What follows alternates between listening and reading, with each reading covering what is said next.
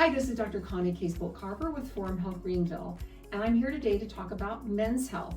You know, we women tend to be the drivers of healthcare, so if you're a man or if you're a woman who has a man in her life, think about paying attention to the man's health.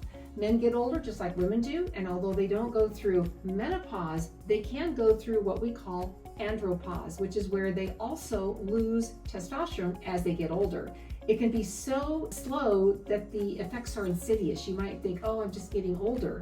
But if you have aches and pains, getting some belly fat, maybe some blood sugar dysregulation, you don't have that ambition and drive that you used to, you're falling asleep after dinner, you just kind of are tired, you might want to consider getting your testosterone checked. Having a youthful testosterone level is foundational for men to maintain their health and wellness.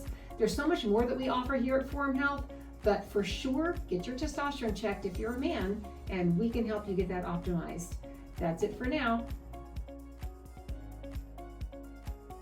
Hi, Dr. Saxena here, Chief Medical Officer at Forum Health. Thanks for visiting our channel. Make sure to subscribe to get the latest insights and information on functional and integrative medicine.